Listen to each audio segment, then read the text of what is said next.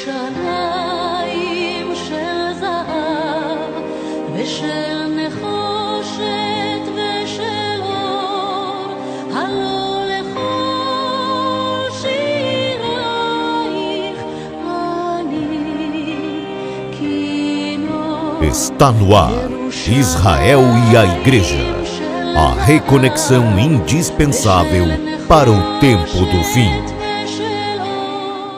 Bem, vamos continuar o nosso estudo a respeito da profecia de Ezequiel, capítulo 37. Eu quero lembrar você só de um detalhe. Não assista este vídeo agora sem assistir o anterior, tá certo? Em nosso vídeo anterior, quando começamos a estudar aquela tenebrosa visão descrita no capítulo 37 de Ezequiel, a respeito de um vale de ossos secos, nós vimos que enquanto o profeta andava em meio a esse vale, talvez assim, até assustado, aterrorizado, ele percebeu que houve um ruído. Talvez assim, tomado de surpresa, para não dizer até de susto, quando o profeta se voltou para ver de onde vinha aquele ruído, o ruído cessou. E sobressaltado então em meio àqueles ossos secos, teve a sua atenção chamada para algo um pouco mais forte que um ruído. Um rebuliço, como diz a palavra de Deus, um barulho. E os ossos começaram a se juntar, como diz a Bíblia, cada osso ao seu osso. Vamos ler só o verso que diz a respeito disso. Ezequiel 37, verso 7. Então profetizei segundo me for ordenado. Enquanto eu profetizava, houve um ruído, um barulho de ossos que batiam contra ossos e se juntava, cada osso ao seu osso. Bem, o ruído, ou seja, o desejo de Napoleão de levar os judeus de volta para Jerusalém, se dissipou, na medida em que ele tinha sido derrotado, foi derrotado na Batalha de Waterloo em 1815. No entanto, esse ruído tinha despertado nos judeus uma vontade incontrolável de voltar para aquela que tinha sido a sua pátria. Apesar desta esperança ter se desvanecido, ter apagado, os judeus ficaram como que em estado de alerta e cerca de 50 anos mais tarde, ali por volta do ano 1870, algo mais significativo começou a acontecer. Algo um pouquinho mais forte do que aquele inicial ruído, um barulho, um rebuliço. Então, como descrito na visão que Deus deu a Ezequiel, começou a haver entre os judeus de todo o mundo um rebuliço entre os ossos que começaram a se juntar e eles começaram a ter uma vontade enorme de voltar para a sua pátria. E aos poucos eles, na verdade, começaram a retornar para Sião. Em 1870, a Aliança Israelita Universal, através do rabino Hirsch Kalischer, arrendou um terreno de 650 hectares nos arredores de Jerusalém. Nesta área, Charles Netteri estabeleceu a primeira escola agrícola de Israel, que se chamaria Mikveh Israel, que na verdade existe até hoje, você pode consultar isso aí pela internet. A criação desta primeira escola agrícola de Israel causou um barulho um pouco mais forte do que aquele simples ruído entre os judeus do mundo inteiro.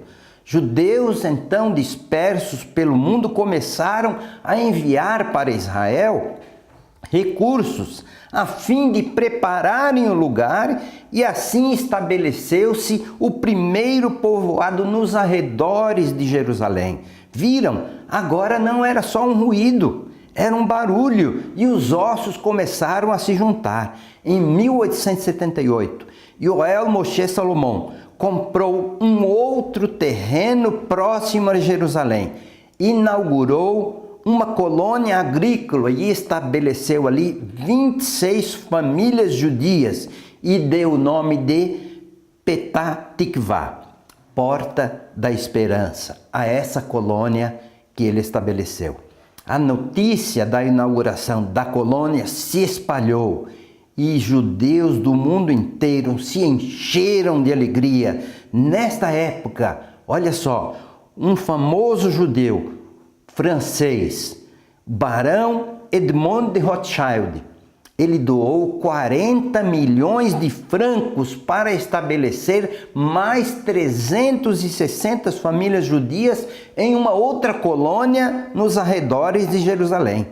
Como consequência da criação dessa nova colônia, Naftali Imber, um poeta judeu da época, ele compôs um poema chamado Tikvatenu. Esse poema ganhou uma melodia em 1882, quando Samuel Cohen, um colono de Rishon LeZion, teve acesso ao poema de Naftali Imber e desde então, com algumas modificações na letra, a melodia foi adotada como o hino do movimento sionista. A canção, na verdade, tornou-se oficialmente o hino nacional de Israel, sabe quando? 14 de maio de 1948, a data do estabelecimento e da fundação do Estado de Israel, quando foi cantada durante a cerimônia da declaração de independência do Estado de Israel, já com a letra atual. Os judeus de todo o mundo irradiavam de alegria e esperança diante da possibilidade de ver criado em breve o Estado de Israel, mas tudo ainda era um barulho, eram os ossos se mexendo. No entanto, esse barulho aumentou ainda mais a esperança de que os judeus pudessem voltar à sua pátria. O entusiasmo dos judeus tornou-se notável, especialmente após a fundação das primeiras colônias agrícolas em Israel. Nos últimos anos do século XIX, surge na história um personagem importantíssimo na história de Israel, Theodor Herzl, um homem da maior importância com relação à criação do Estado de Israel. Herzl tinha um lema na sua vida, sabe o que ele diziam? Na Alemanha quero viver eternamente. Herzl, ele vivia tranquilo na Áustria. E após acompanhar a prisão e a morte do capitão Dreyfus, que sendo judeu e oficial do exército francês, foi falsamente acusado de traição e espionagem, Herzl sentiu vibrar dentro dele o sangue judeu, um desejo extremamente forte de lutar para que os judeus, depois de quase 2000 anos, pudessem voltar à sua pátria. Em 29 de agosto de 1897, Herzl conseguiu, pela mão de Deus, sim, só assim que podemos dizer, conseguiu reunir em Basileia, na Suíça, 250 delegados judeus vindo de 24 países de todo o mundo com o objetivo de aprovar uma proposta elaborada pelo próprio Herzl. Que proposta? A criação de um Estado judaico na região chamada de Palestina. Ao final de 3 dias desse congresso, os 250 delegados cantaram aquele que seria o hino nacional de Israel, Hatikva, a esperança. E também criaram a bandeira de Israel, que existe até hoje, com a estrela de Davi. Tudo isso, na verdade, elevou sobremaneira o ânimo dos judeus no mundo inteiro. E Herzl começou uma peregrinação diplomática por vários países com o objetivo de conseguir apoio e até recursos para a criação do Estado de Israel. A caminhada diplomática era longa.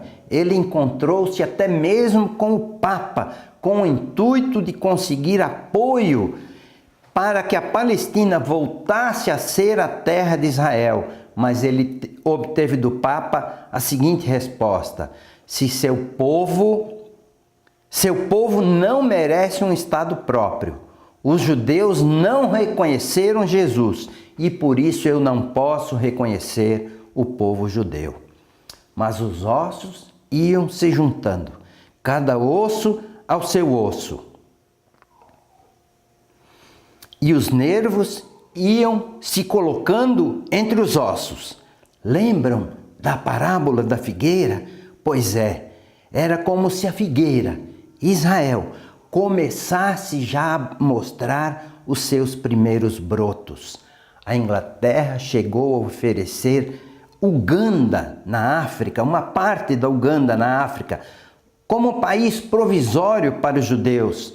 Mas esta proposta foi rejeitada no 6º Congresso Sionista e eles disseram: a terra de Abraão ou nada. Ao final do 6º Congresso Sionista, os judeus sentaram-se no chão e Herzl, chorando, leu o Salmo 137, versos de 1 a 6. E com emoção, eu quero ler para vocês este salmo. E diz o seguinte, eles disseram lá: às margens dos rios da Babilônia, nós nos assentávamos e chorávamos, lembrando-nos de Sião. Nos salgueiros que lá havia, pendurávamos as nossas harpas, pois aqueles que nos levaram cativos nos pediram canções e os nossos opressores que fôssemos alegres, dizendo: entoai-nos os cânticos de Sião, como porém havíamos de entoar os cânticos do Senhor, os cânticos de Sião, em uma terra estranha.